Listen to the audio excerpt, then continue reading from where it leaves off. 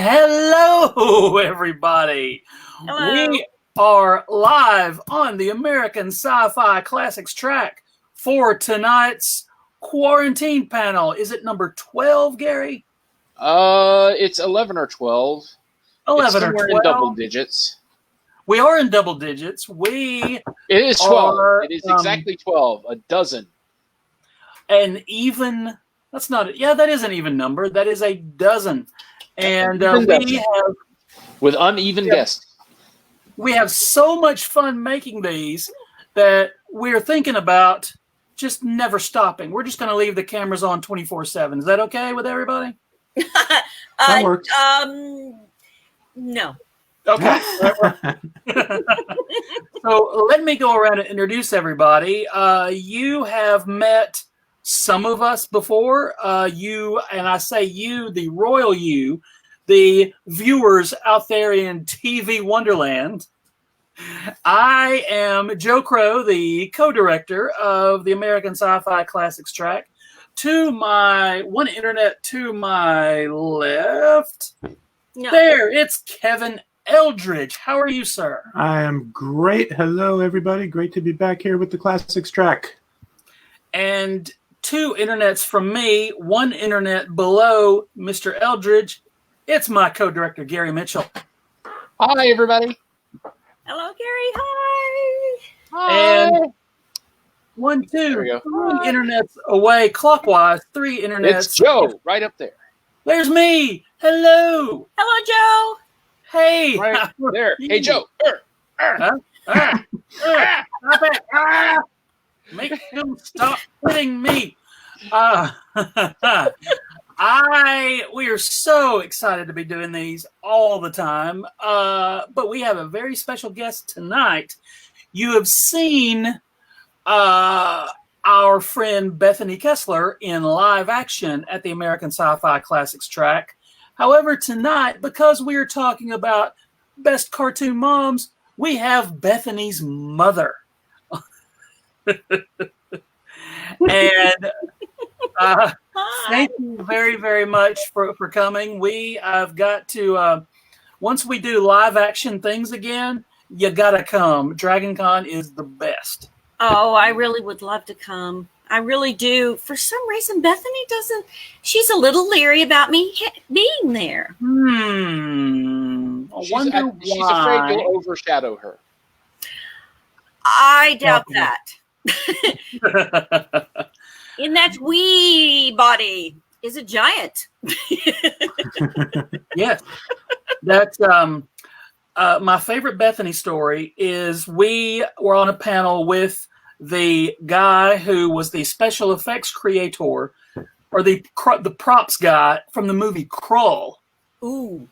And he brought a glaive and just set it there on the table in our little room. Oh.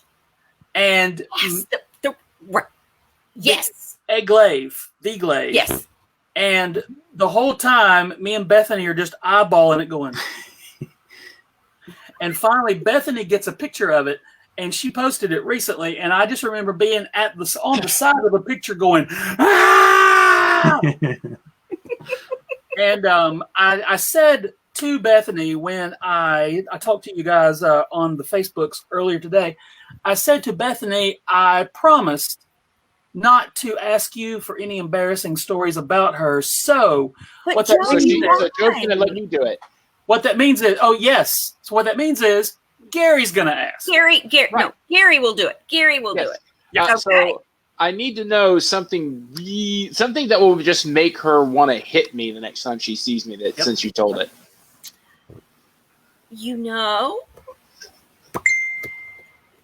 I will have to think about that a bit. Okay. Yes, I will, because you see, Bethany is a member of the Mastermind Club. True. When her little sister Anna got old enough to be manipulated, we would have things like, Anna, there's a snake under that swing. Go pick it up and see if it bites. And then she, And fortunately, Father was there, So. Anna, Daddy's up on the roof working on the swamp cooler. Why don't you go up the ladder and see if it's okay? And then I'll come. If Bethany ever asks you to do anything to go before her, double check the environment, please. Before you do that. Bethany is watching, and she says that the only barrier to you having a room coming to DragonCon is you have to have your own room. Well, that I would have to. That should be no problem at all. Dad with me. It's super easy to get a room at DragonCon, so just come on, totally, last minute, just show up. This year especially, I think. It might be a little different this year. Yes, you can have my room this year. Oh, Anywho, ladies and gentlemen, thank you again very, very much for everybody coming and hanging out with us. We love doing these things. And tonight's topic is best moms from cartoons. Yay! And we lost 5 viewers right when I started talking, so thanks a lot. I'm sorry. Oh, we got 2 of them back. All right. Ah. I don't know who those 3 stickers were. Yep. And just as a reminder for everybody watching on Facebook, we can see your comments in the StreamYard, but we only see Facebook user if you don't give it permission to use your name. So I only know that Bethany is posting because I'm surreptitiously that word checking the surreptitious. Oh, now I can't say it. Shut it down. We can't say surreptitiously. Thank you. There we go, Joe. All right, so I want to see what my daughter writes because my daughter often live tweets conversations that she has with us. Oh. And I'm not sure why. It's perfect. Okay, best cartoon moms. We have yes. What's your favorite, Joe? Yeah, here we go. All right, so we're only about 2 months out from Mother's Day, but I say there's no time like the present to talk about your mamas and wait a minute, 2 months. Oh, you meant out, as in we have passed it.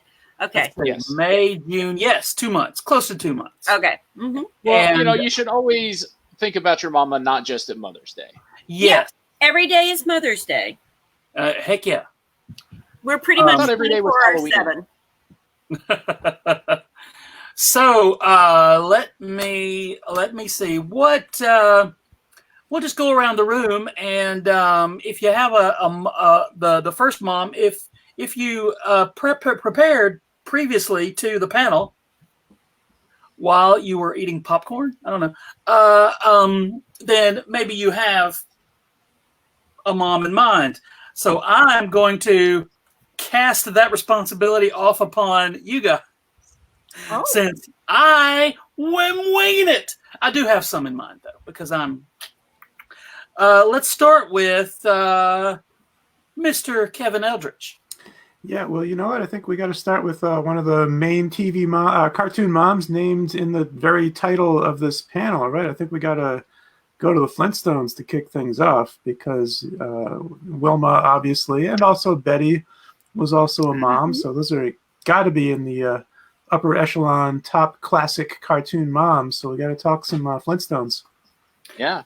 I actually had one person actually kind of try to drag me online of what? No love for Betty? I'm like, we'll get there. Oh my God. We all love Betty. Everybody loves Betty except the people that originally made the Flintstones vitamins.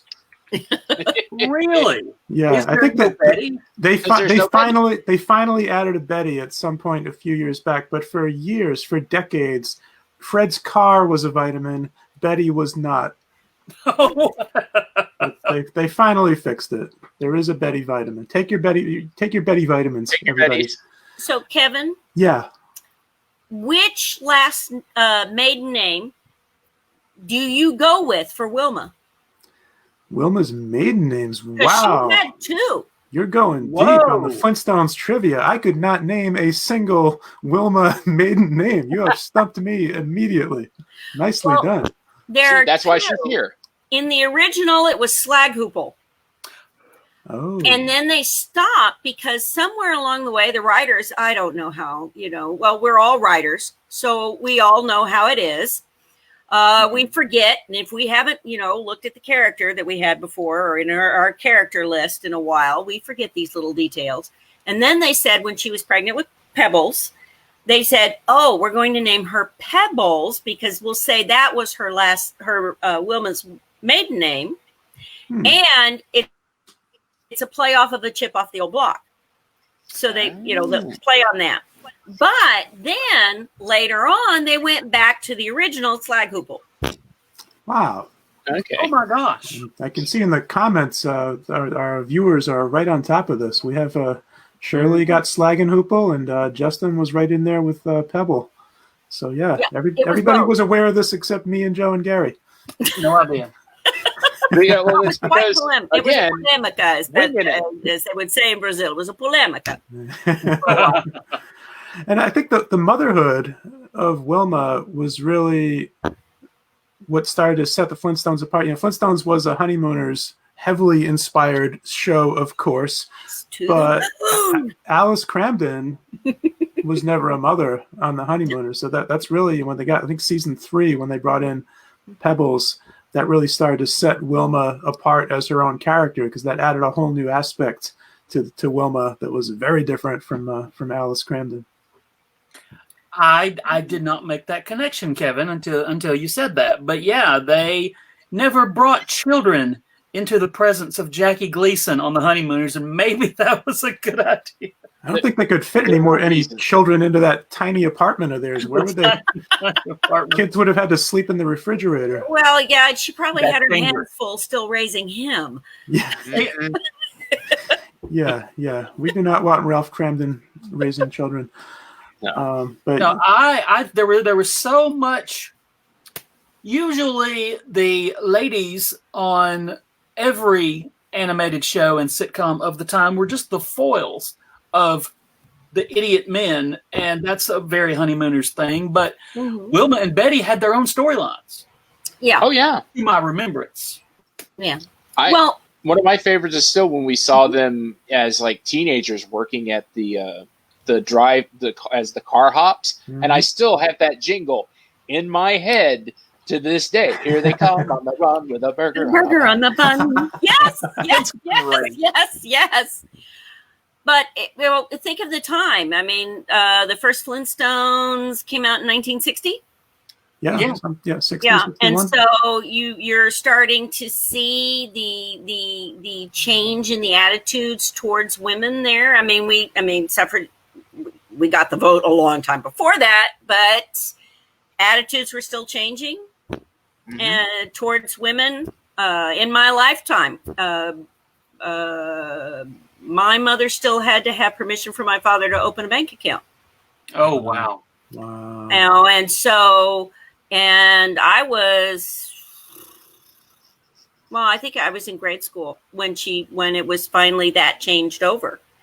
And Bethany's Aunt Manny, and someday, gentlemen, you'll have to get her to tell you the story of how a prominent Los Angeles lawyer almost got caught sneaking an illegal duck, back into the Los Angeles Arboretum at night because she tripped an alarm. But that's another story for another time. Yeah. That's going to have to become like my new Twitter handle, Illegal Duck. We're going to have to just do a whole panel talk on just duck stories. That's it. So, tales about ducks, maybe? Yes. Gary! Duck tales. Yes. There may be some patent problems. Yeah, there may be some copyright issues with that. Copyright. We'll skate around it. And that's guaranteed to get Gary. Well, do that because you don't want to be billed. No, you'll have to duck that. She going again. We don't want to be billed.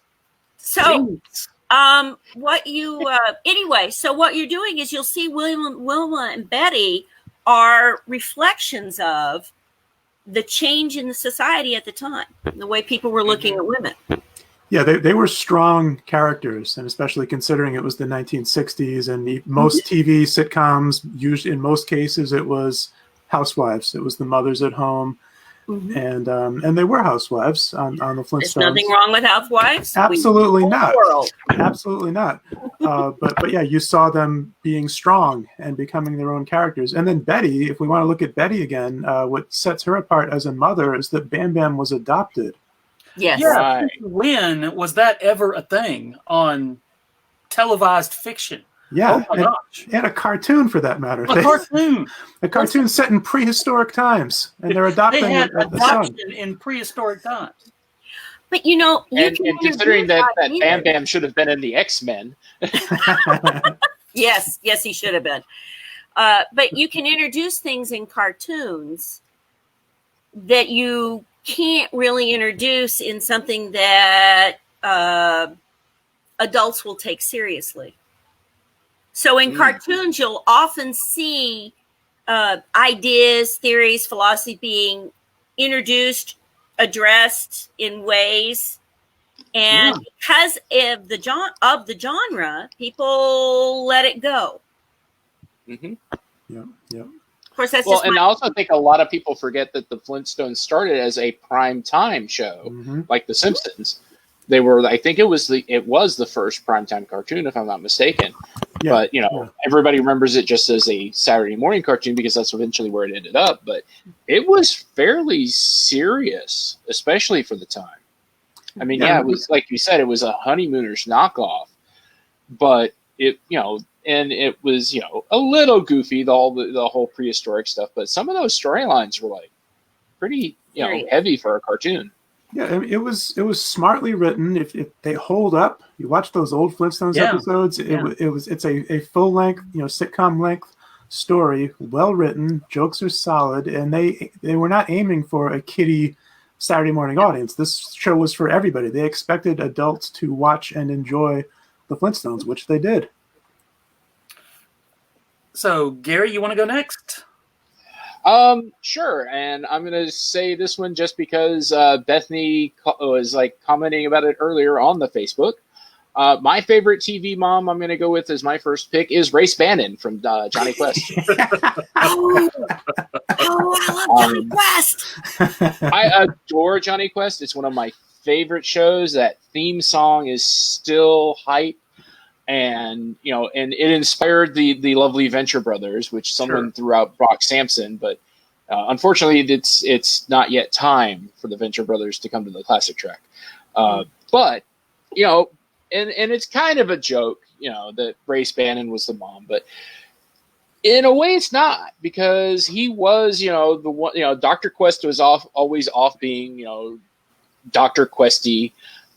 Science and coming up with death rays and fighting ninja frogmen, and Race Bannon was the one hanging out with the boys. He was the one making sure the boys didn't die. And I think we got into this once before. Last time we talked some Johnny Quest a few months back, but Race was there to watch after Johnny and Haji by extension. But there's sort of a dark past in the Quest family, in that it's kind of hinted at that something happened to the mom, that maybe there were enemies after the family, and so Race is there to keep an eye on the kid. Yeah, they never went verbatim into it until later Johnny Quest versions, but I think they did later. But at first there was so much going on with Race Bannon. He was not the sidekick of smart Dr. Quest, and I almost said Dr. Venture. It's Dr. Quest, but he was not the sidekick. He was the action guy. He was the he was the Will Riker to Dr. Quest's Picard.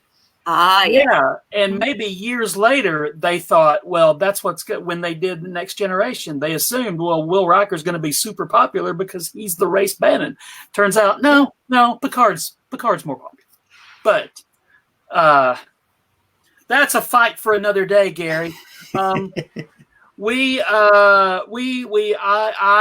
loved Race Bannon. I thought that he was I feel like maybe I wanted to be Race Bannon at some point, and that's not really. I didn't really want to be any of the other parental figures because they assumed that we, as childrens watching it, we wanted to be the kids, and I wanted to be Race Bannon because he was cool. He had the grappling hooks and the machine guns that, as I recall, he used against people on the cartoons. He sort of reminds me of Major Don West from Lost in Space. You know, he's not the parents, he's not the kids, he's another adult who's along for the ride. Nanny dads. At some point, you guys need to do a thing on nanny dads. Oh man, that's a long list. and I think as we'll discuss as we'll go along, you look at cartoon moms, and sad to say, it's kind of a short list if you compare it to dads and kids. And I think moms are kind of getting the short end of the stick with how many roles are there? Exactly. I think unnecessary trope that you run into a lot is the mom's dead. And as someone who has a mom, I don't care for that. No. But that's been corrected later on, at least during the time frame of when my daughter was a child, because you had the Rugrats. So you have Dee Dee Pickles, and then you had Dexter's mom, and I think she's just mom. I think she's just mom. Yeah. And she cleans up after him, helps him, and saves the world and him from the aliens, that type of thing. And then now I don't watch South Park. Their mom, they've got a lovely mom character. You know, actually, I should probably watch some of that because I understand that she's famous for a what, which I remember saying often while Bethany and Anna were growing up. Bethany does kind of cause that reaction. Yeah. Yes. Remind me to tell you how she ripped up my bag one time. Oh, all right. And I'll tell you how she sealed her belly button shut with the bubble gum. Boom! That's a good one. I need this story in my life. In your face, Bethany Kesler. This is on you. Okay, so I'm buying so much bubble gum. You just made us all so happy. So great. With that little revelation. So great. Oh. You know our Bethany. She's a loner, right? You know, most of the time she likes that, right? And she's a reader. She would scare us to death because she would go up as far as she could in the tallest tree she could find with her book and a drink. And she would fall asleep up there. And it's like, shh, don't call her. What if she wakes up and rolls over? Yeah. One time. But then she started to slide off the branch, but then the bubble gum from her belly button saved her from falling. So it all worked out. Well, she would try and get high because her sister couldn't get that high. And I will say that when you have a Bethany type, and then you have an Anna type, and my daughters, they are absolutely wonderful adults. So glad I didn't drown them when they were little. And, but wow. They're 2 years apart. Was it like a coin toss? The tension was there. Guys, let me tell you. You know the stories that you have in the cartoons where a lot of times the dad goes and the mom is there and she's the glue that holds the family together. Well, when Bethany and Anna were little, the Hubs was in the Army and he was gone all the time. And so it was just me. And there have been times when I would take them in their little Oshkoshes and I hung them. I had 2 very good, hard, heavy-duty hooks by the door. And I would just hang them on there by their Oshkoshes, and I would just sit in front of them so that they wouldn't get hurt or anything, but they weren't going anywhere either. And I was like, I just want 5 minutes. 5 5 minutes. 5 minutes when we don't have cookie dough on the ceiling. 5 minutes when we don't have a chair being disemboweled so that someone can see the inside of it. 5 minutes when I don't have to go to the emergency room again. Mhm. So, all right. So your favorite mom was Ray I Bannon. picked Race Bannon. Yeah, Race Bannon. Yes. Race Bannon. Race Bannon. Mhm. Okay. From Johnny Quest. Yes. So I like Johnny you're Quest. up Johnny next. Quest was a good one. Me? Yeah. Oh, okay. I liked any cartoon mom that would keep my girls busy for a few minutes so that I could clean up whatever was the latest experiment. And I could just have 5 minutes of quiet. Good choice. Oh, Mm. I mean, from painting your sister to bathing in mud, you name it. Yeah.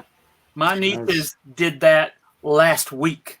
So I wasn't there, I swear. I had nothing to do with it. The painting or the bathing? Oh, the painting.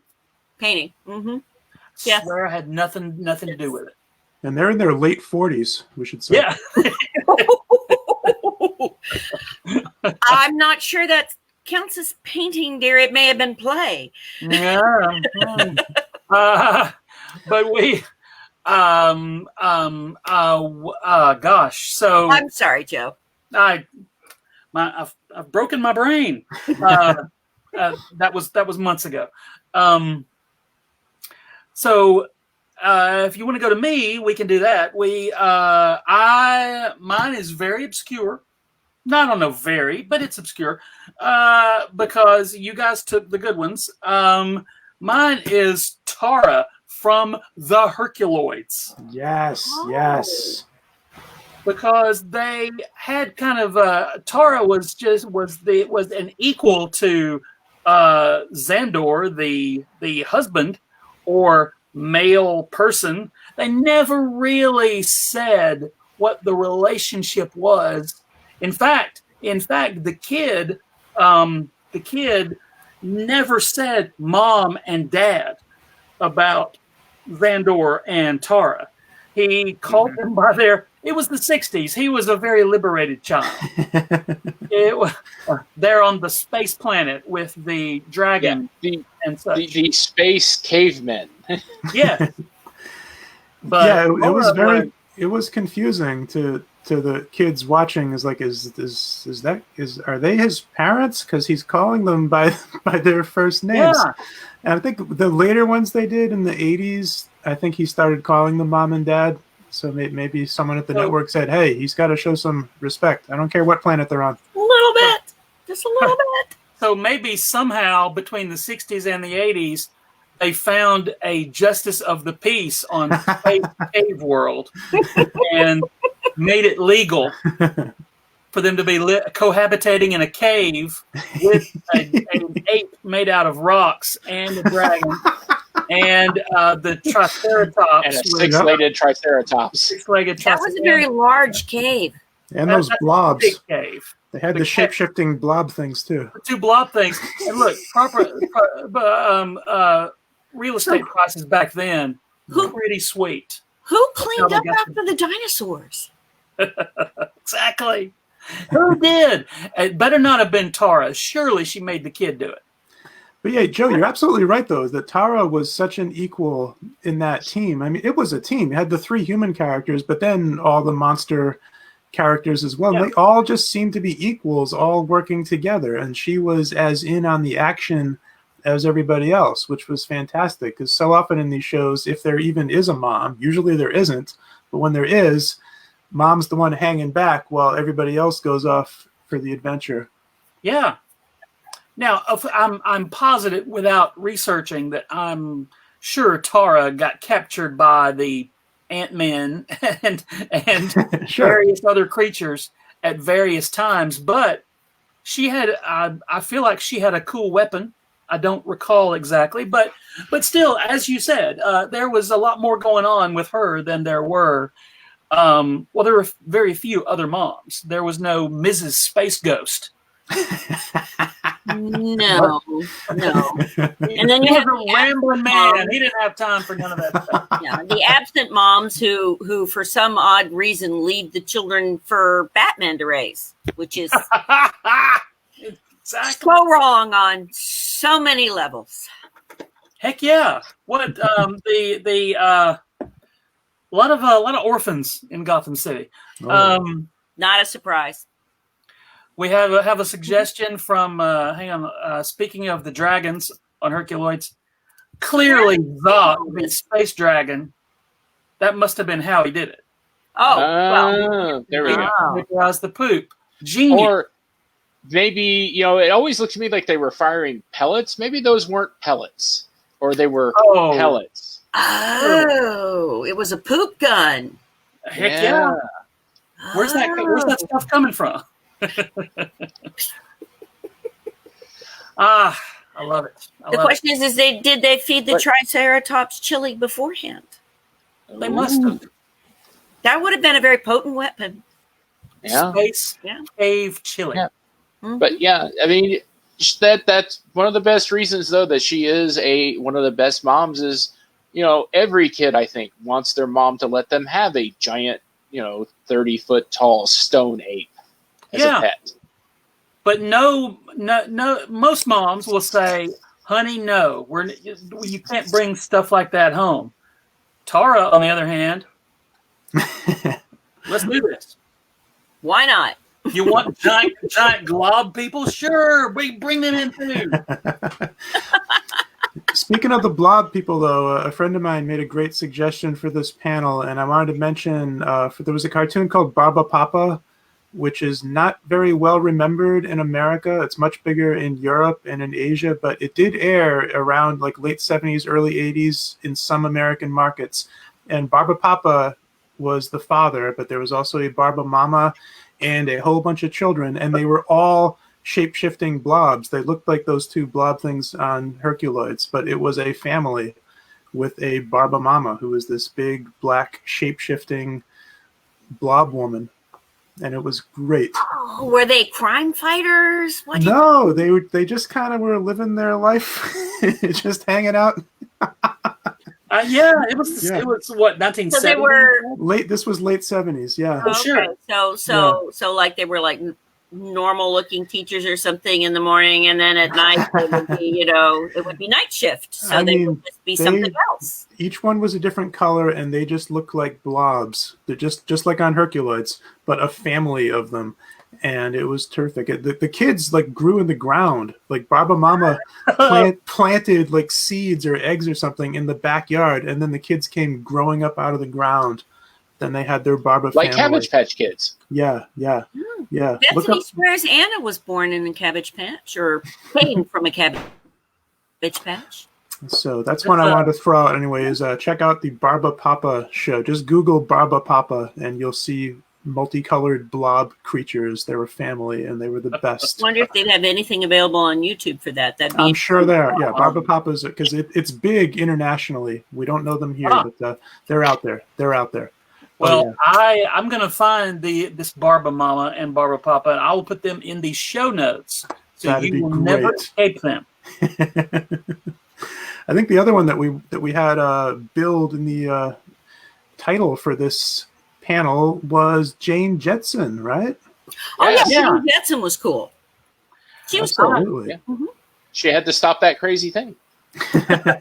She did. She, of course, the very famous theme song has her just going off shopping. But seriously, George had a lot of stuff going on at work. She had to make everything else. I mean, his boss was a butthole.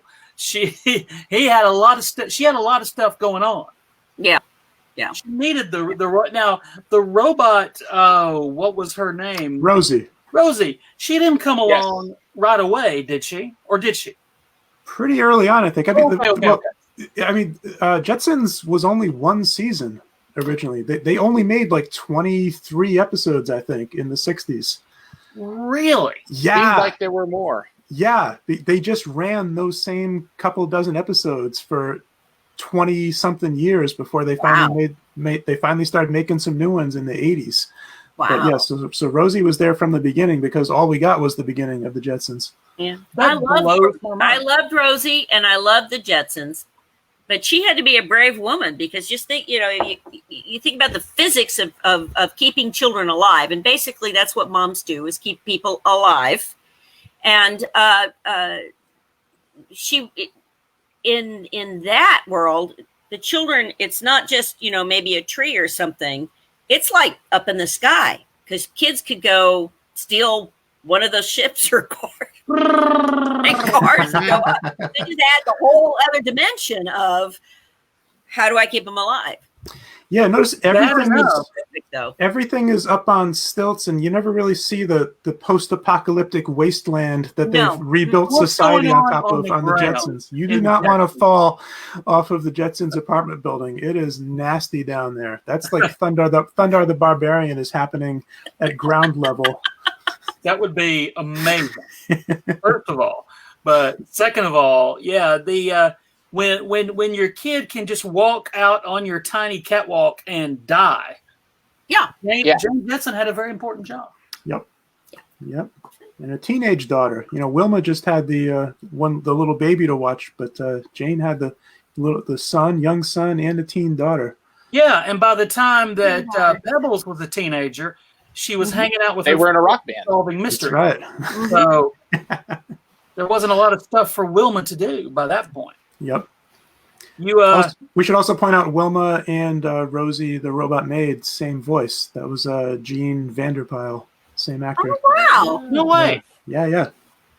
You guys, if you ever thought to yourself, I want to learn something on one of these quarantine panels, I don't want to just have entertainment. Look, we just taught you about Rosie. And I learned something else today about Jane Jetson, because I realized I didn't know who did the voice of Jane Jetson. I looked her up. Penny Singleton was the actress who was the voice of Jane Jetson, and she was Blondie. So she was another cartoon mom. She was Blondie, the live action Blondie movies that they did like in the late 30s through the early 50s. They did like 20 something Blondie movies starring this same woman. Oh my gosh. Yeah. I did not know that. I've seen those movies, and they were distressing. Distressing? How were they distressing, Joe? They were like they it was basically a Dagwood and Blondie comic strip stretched to an hour and a half. And it takes 20 seconds to read those. Well, it's an hour and a half. How many sandwiches can you eat? Exactly. And there were it was the, oh gosh, although it was in the 40s, it was there was a lot of complicated backstory with Blondie. She was her family was rich. Yeah. And they went through all that stuff in the movies, when in the comic strips it's just Dagwood and his awful boss. Sandwiches. It was clearly the ancestor of George Jetson's terrible boss. Yes, absolutely. Right. Yeah, but her family absolutely hated Dagwood and said, if you marry him, we're cutting you out. And she married him and they cut her out, which is why they were always broke. And the sandwich fund, you got to keep Dagwood in food. Yeah. So that's a major expense that Blondie had to manage, for goodness sake. Yeah. All right. Oh, Justin Dyer has a good comment. Oh, let's see. I can't see comics. Oh, here we go. Look at that. Video meetings, working from home, remote medical visits. The Jetsons predicted the year 2020. Yes. We made it. Yes. Here we are. Yes, we are living they the did. Jetsons. Where is my robot maid? Wait, there's the little Do you have Roomba. a Roomba? Yeah, you got a Roomba. The way we are communicating right now is the same way that George would talk to Mr. Spacely. Yep. Hang on. Gary, you've got the closest mustache to Mr. Spacely. I think give us some. Nice. Perfect. Okay. Joe, are you old enough to remember when the doors in the grocery stores didn't open automatically? Oh yeah. Oh, If you walk I right up to them, remember smack the you in the first face. time I'm sorry, Gary, go ahead. I said if you walked right up to them, they just smacked you in the face. Yes, I can remember the first time I saw one, and I spent like 5 minutes just stepping and away and just because it was so fascinating, because it was Star Trek. Yeah. It was Star Trek. And it was like, oh my gosh, it's real. Yeah, and I never, maybe to this day, understood how those things work. You step your foot on a mat, and that opens the door. What does that mean? Why isn't there like a switch or a remote control? How do they put it on your foot or at your feet? Why isn't everything foot activated? Why can't we have more things that are activated with our feet? Well, we've been working on foot technology for a long time now. That was the one thing they thought, look, we're done. That's all we can think of to do with feet. Is open a door. So, grocery stores are like 60 years ahead of everything else as far as foot-driven technology. The rest of the world is trying to catch up to supermarkets. We're like desperate to catch up with foot technology. So, Kevin. Yes. What was the name of the company George Jetson worked for, and who was their main competitor? Oh, I think that was Spacely Sprocket. Yep. And the competitor was Cogswell. Cogswell's Cogs. Yeah. Nice. Very well done. We have the experts. Yes, you all are. Let's as far as we're talking animated mamas, and we've been maybe stuck on Saturday morning stuff, but I almost said Disney moms, but all of them are dead. No, most of them are. It's an interesting trope. But you said this thing, the story between Dagwood and Blondie, right? Mm-hmm. Yeah. So did that story somehow speak to Family Guy with Liz Griffin's story? Because I feel like her eventually, yeah. Because that's how she started. I mean, she was rich or came from a rich family. She had a whole host of, the lady has some interesting problems. But then she fell in love with what's his name? Yeah.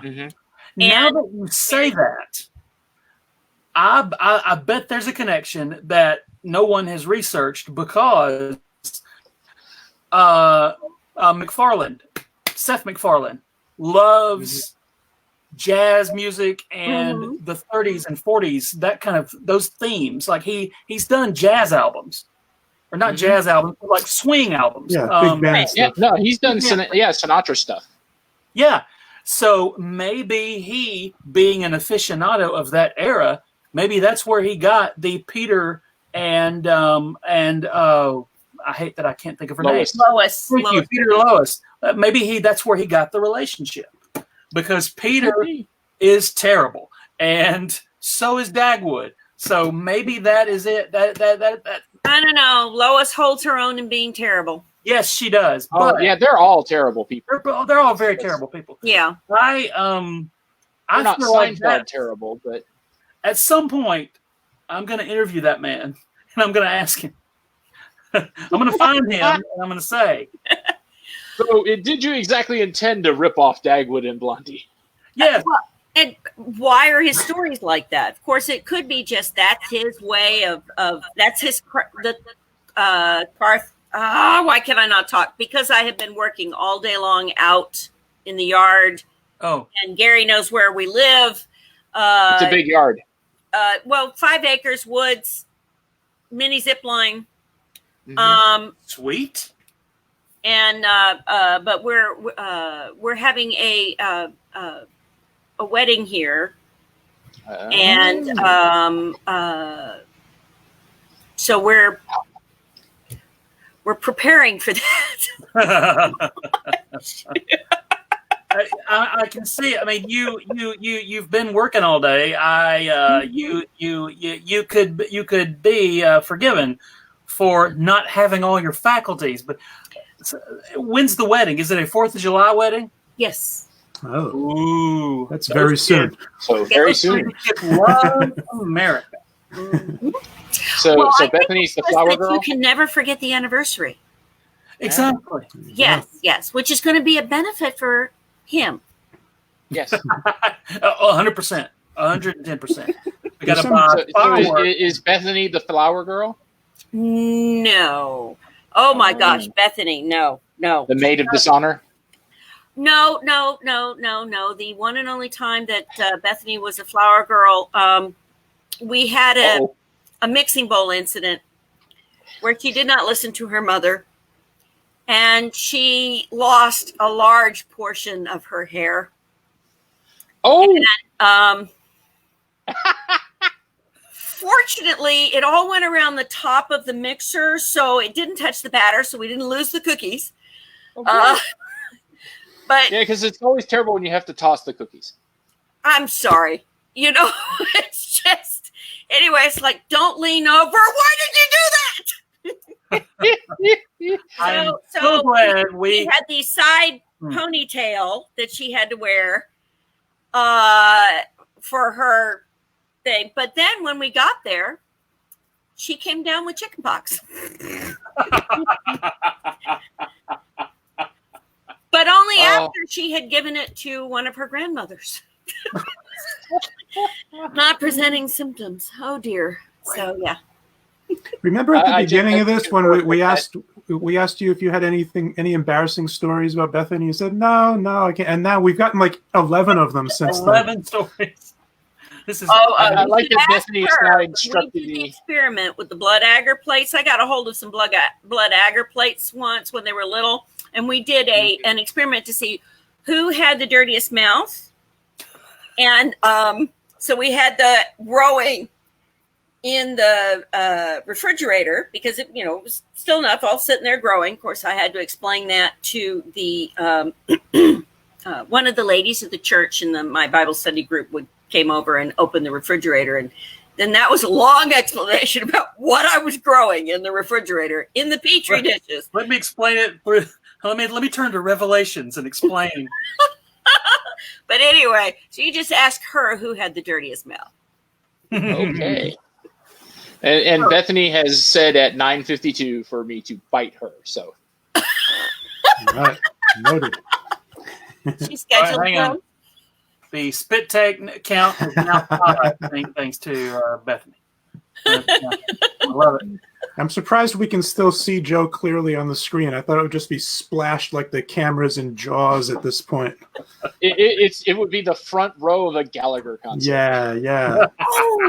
We should all be wearing plastic right now. Yes, we need watermelons. Protection. Should we try to lightning round some more cartoon moms? Yeah. I saw some discussion in the chat about Peggy Hill from King of the Hill. I love Peggy Hill. I love her. It's always a fight between her and Marge Simpson. And of course, Marge, we got to mention also. Oh yeah, Marge. Marge, I love, and but they have different tasks that they have to. But because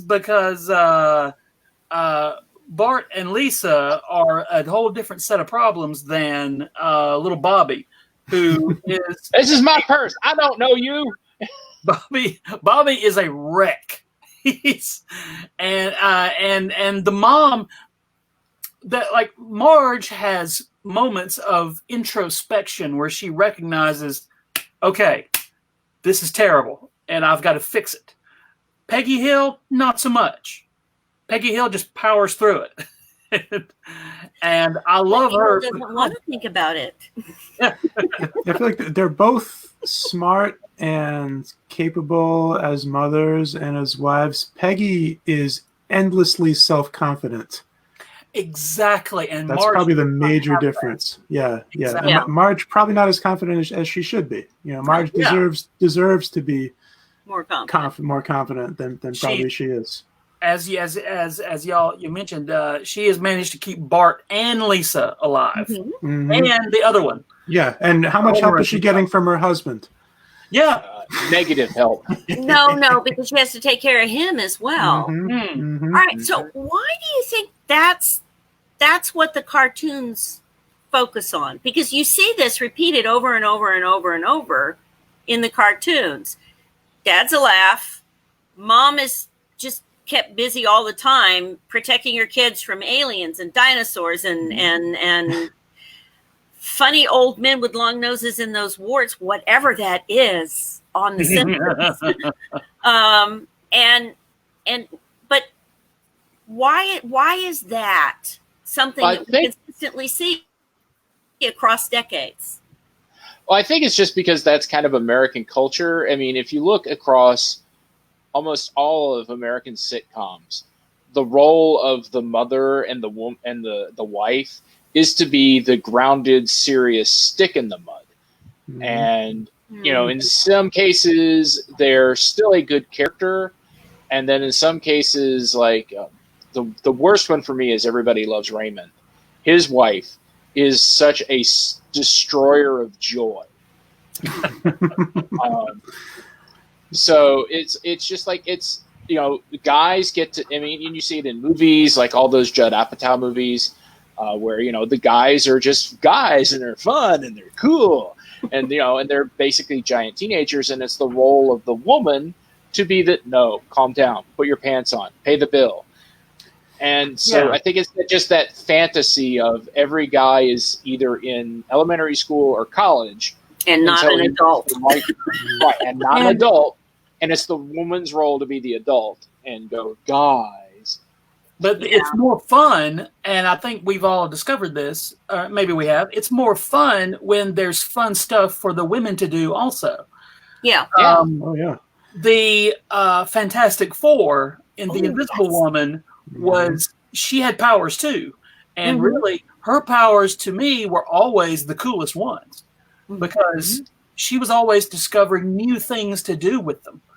And now, yes, there's a great group of guys, buddies of mine, who do a Facebook group called Marvel a Day, where they're going through the Marvel universe and posting stories and images from comics starting with the beginning in the 60s. And they get around to issues of Fantastic Four as they go. But the Invisible Girl she does not do great in the 60s. It's not a good time for her or really any comic book women. But she comes into her main event status later on. And she's so fun. And I've always been more of a fan of hers than The Thing, of course, is great, but come on, I like The Thing. Yeah, but she's one of those rare examples of a cartoon mom that is a full member of the team out on the front lines having the adventures. Yeah, and then there's the successor to her would be in The Incredibles, right? I was just going to say, right. Obviously, the direct parallels to the Fantastic Four with The Incredibles, but that there's another cartoon mom who's right out there having the adventures, because that's like to Gary's point about the sitcom trope of dad's the fun one. I just have to say though, gentlemen, here's the thing. You know, mom stays at home, dad goes out and has all the crazy fun, and you ramp that up for cartoons, where cartoons are generally all about having wacky adventures, and so they tend to, mom takes the back seat in so many cartoons, and that's why it's such a short list when we have a topic like this. And I think that's one thing that occurred to me. Look, okay, who are we going to talk about? And it's like, you look down a list of cartoons. Nope. Like, how many cartoons have cartoon moms? Not a lot.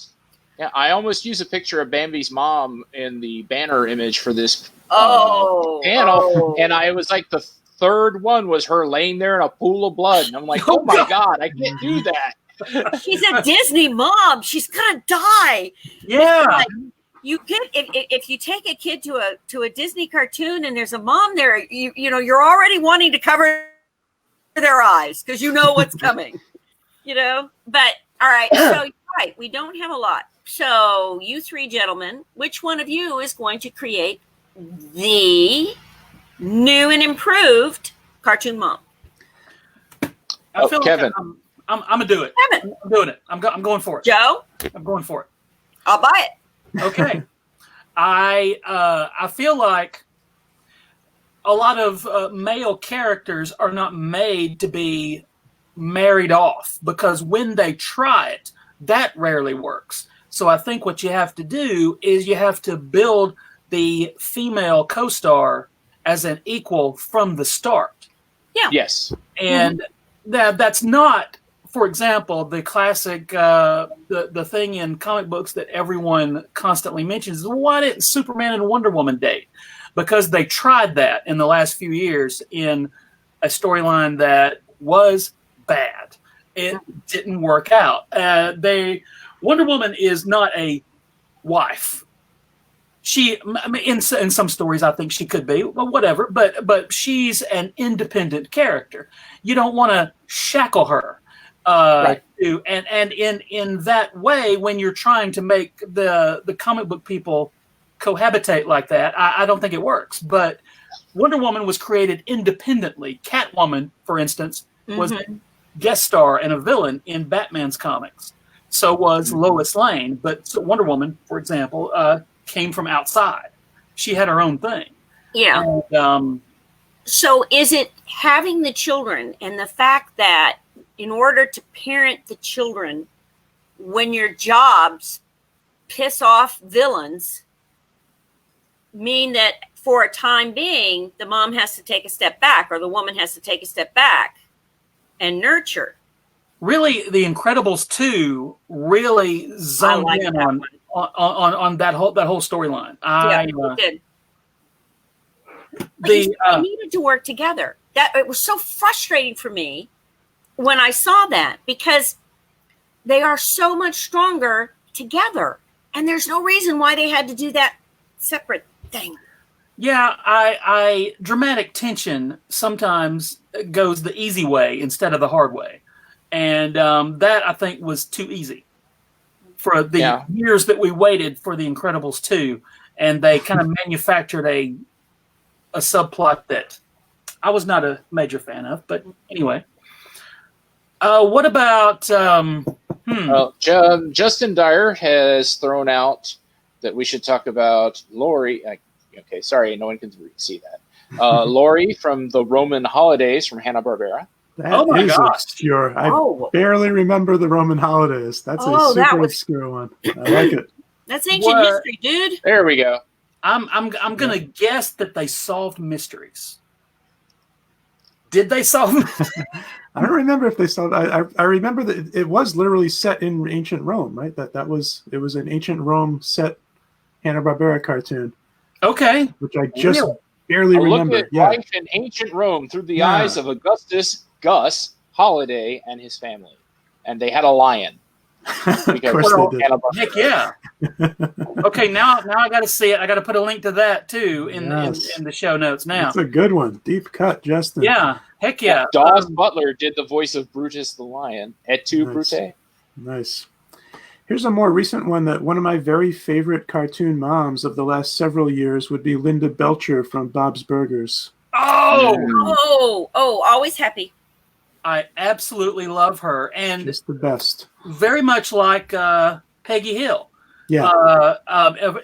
In from that tone of character. She's awesome, and I had one on the tip of my Phineas and Ferb. Her mom. Oh yes. Phineas and Ferb's mom she is the dad is the wacky sidekick, really, on Phineas and Ferb.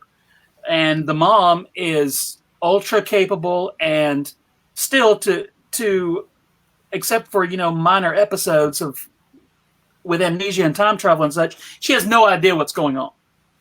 Or a lot of times they suggest she totally does, but she doesn't care. She's the mom. She's got it all under control. I love that. Phineas and Ferb is one of my daughter's favorites, and it holds up too. I dig it. Mm-hmm. And Shirley, our good friend Shirley, reminds us of Jerrica Benton from Gem, mother figure to the Starlight Girls, especially after both of her parents died. What is it with dead parents. Mother figures are a little harder to come by as far as and because a lot of mother figures fall into the stepmother category, and most of them are evil. So that's not cool.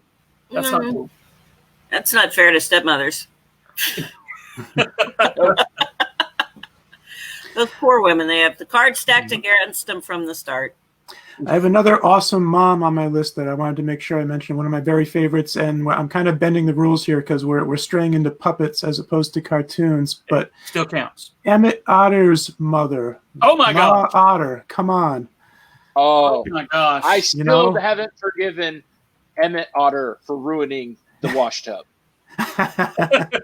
It all worked out, but what I loved about her is that she was into having fun with Emmett. You know, she was like, let's get outside and slide down that ice slide. You know, she wasn't just the kindly old mom sitting at home sewing. Like she did that, but then she also was, let's go out and sing and row the boat and slide. And the relationship that they had, this mother and son, was just, and the first time I went to the Center for Puppetry Arts down there in Atlanta, man, and they have that amazing Henson display there. I turned that corner, and there's Emmett, and there's Ma Otter, the actual puppets, and I just fell apart.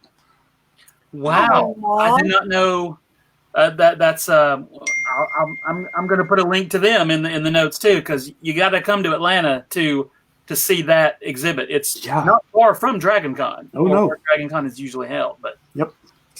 No, that's one of my favorite things. Speaking of Christmassy things, Mrs. Claus in the Rankin Bass Christmas cartoons. Mm-hmm. Do Santa and Mrs. Claus have kids? In some versions of the stories, they do. We could consider the elves. I was going to say all those elves. Oh my God! There's all the children of the world. You're saying Mrs. Claus is the Duggars of the North Kevin. Pole. Yeah. Maybe there's the comic book Jingle Bell, in which they have the daughter named Jingle Bell. Correct. Yes. Oh yeah. Isn't she a villain? Perhaps I overstepped my topicality here, but although the Year Without a Santa Claus cartoon, which stars or one of the stars is Mrs. Claus, that's the cartoon that also had the Heat Miser and the Snow Miser, and their mother Nature. Exactly. Oh yeah. Who was? Yeah, I understand. You should not mess with her. Yeah. He was ultra powerful, and there was no question. Oh, yeah. And the power of the other Christmas characters always called into question, even Santa himself. Mother Nature, though, they left her alone. Oh yeah. Yep. Oh yeah. And if we're gonna branch out from to puppetry, the mama from Dinosaurs. Oh my gosh! Oh, not the mama. Yes. So good. Oh, by the way, my own wife got our own child to do that. So you had it coming, Joe. I did. Baby Quinn would call me not the mama all the time. She's 17 now. She pretty much still does. But so great. We had one of the main puppeteers from Dinosaurs, Alan Troutman, was at DragonCon last year, and I think he might have been one of the lead puppeteers on the Mama Dinosaur. Oh yeah, yeah. Wow. He had some stories about that production. That was a crazy show. There was so much going on with wow. Yeah, there's how do I don't know, maybe if we go beyond, like, okay, I almost said let's go beyond cartoon moms, and then I realized the first one I thought of is dead. So maybe well, we are at our hour time limit. Yeah. Well, we got to do this again with everybody, including Miss Bethany's mom. Yay, Bethany's mom. Oh, welcome. Thank you so much. I really enjoyed this. This was fun. Welcome to the Classics Track family. This was like having a real cartoon mom on the Cartoon Mom panel, because you are the best. Guys, just think for a moment. I raised Bethany. And you haven't alive. She's still Last we checked, Question my still fact alive. forever. Yeah, well, we love Bethany, so nicely done. Yes. Yes, you did a wonderful job. This amazing and fierce woman and mighty, mighty, mighty. Yes, yes, Which yes. is exactly what my daughters are. Exactly. That's my goal with my kiddo. That's mine and my wife's goal. It's the same thing. You the time when the kiddos were seen and not heard is long gone. And you gotta prep the world for their conquest. Yep. And now they're on the Twitters and TikToks. Yes. Yeah. But thank you guys very, very much for coming. Thank all of you for watching. Of course, we will. We're going to put this on the YouTubes for posterity later. But thank you guys for following us in live action right now. Nice to meet you, Kevin. You too. It's great. I was so happy to hear that you were going to be here because I was afraid this was just going to be three dudes mansplaining motherhood to everybody. No. All right, real quickly, any questions about the bet before we go? Oh gosh, so many. I'm gonna have to have you back on. Let's save that for the next panel. Yeah, All right. yeah. Hey, See, Gary. my mom. Bethany and Bubblegum, the secrets revealed. Yeah. My mom called in. My mom happened to accidentally call me a couple of episodes ago, and I just put her on the air. But we only talked for like 3 or 4 minutes, and I realized this is what that would have been like had I just had her on for the whole time. So maybe we just get all the moms and we just bow out. Maybe that's what I want to meet Kevin's mom. Yeah. Sure. But thank you guys so very much for hanging out with us. We love doing all this stuff. Let's go around the horn and tell everybody where you can find yourselves on the social medias and such. Kevin, go. Sure. When I'm not here on the Classics track with you guys, I am doing my podcast. I do a show called The Flopcast, part of the ESO network, and we just talk about silly, ridiculous things like this every single week. And find us at flopcast.net. Okay. And Darren Bush volunteers to bring his mom. So I think we have a full panel set. Okay. Ooh. All right. You can find me here with Joe. You can find me at DragonCon if it happens. We still don't know. Joe and I are firm believers in hope, and we hope that something happens. But even if DragonCon doesn't happen in real life, we will do this. We're already doing this. Yeah. We've got a schedule, everybody. We've got a schedule. Be afraid. Yeah. So you can find me here on the Facebook group. You can find me on the Twitter as @Gary. One of these days, I'm going to do this right. Gary Mitchell, @Gary Mitchell on the Twitter. And my weekly column, Slip Discs, comes out pretty much every Monday night, telling you all the nerdy and geeky media that's coming out on new releases every Tuesdays. I give it to you on Monday so you can go shopping on Tuesday. Ooh, okay. I'm here in Tennessee, and I do as much as I can, considering the job situation at this point in time. Bethany volunteered for a 5 a.m. panel for when we do this virtually. Yeah, I could do that. I would. Yep, I could do that. No, Bethany's going to have to do it. Here's She one volunteered. for Bethany to ask you. She probably has told you about me putting her on panels at 8:30 a.m. at DragonCon multiple times. Yes, Joe, she has. I had to correct her on her language. But, oh my gosh. Thank you guys very, very much. We will see you all again very soon. And thank you from the American Sci-Fi Classics track in here to all of you out there. Everybody stay safe. Everybody have fun. We will be back next week. Thank you, Gary. Because I was just gonna apparently, according to me, we were just never doing this again. We were shutting it down forever. Same bet time, same bet channel. Yep. Yes. And next week we will actually be joined once again by Mr. Kevin as we discuss the panel Blonde, Brunette, Ginger, and Jughead, the Riverdale gang from the 50s through the 90s. Oh, Yes. so much. Oh, yeah. Oh. And there's a closing message from Bethany Kesler. Even though it just says Facebook user, we can tell by the message that it's We from know Bethany. who that is. Yeah, it's got to be Bethany. Only she could threaten to kill you, too. So I think that Bethany, I can give you hints, and we may get pics here at some point. So there is a way to get rid of the bodies. Excellent. Awesome. If I had to keep track of how many times she's threatened to kill me. I know. I have been keeping track, Gary. Oh, okay. Well, someone should. Someone, guys, thank you very much again, and we will see you all very soon. Bye.